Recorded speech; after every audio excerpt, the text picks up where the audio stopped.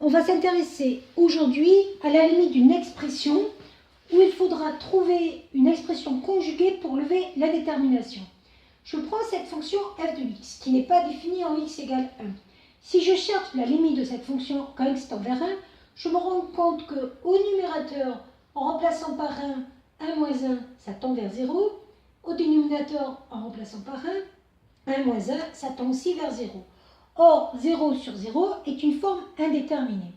Donc, pour lever l'indétermination, il y a une méthode qui marche souvent, c'est de faire en sorte que l'expression racine carrée qui est en bas s'enlève en multipliant par une expression qu'on dit expression conjuguée.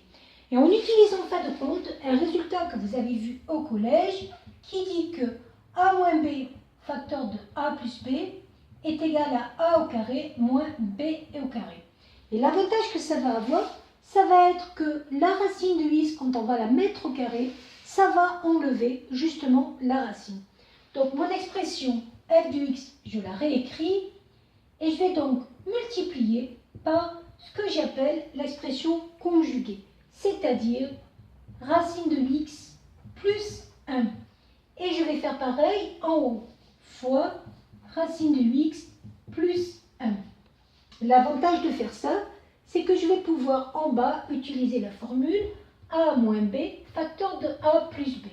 Ce qui va me donner racine de x au carré moins 1 au carré au dénominateur.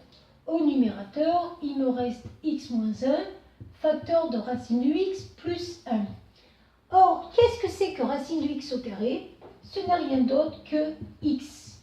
Je vais donc pouvoir avoir en haut et en bas le même facteur que je vais pouvoir simplifier. Il me reste donc racine de x plus 1.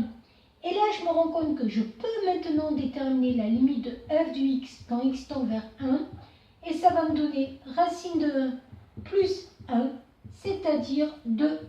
Ce que je n'aurais pas pu trouver si je n'avais pas fait cette forme conjuguée pour lever l'indétermination. Voilà.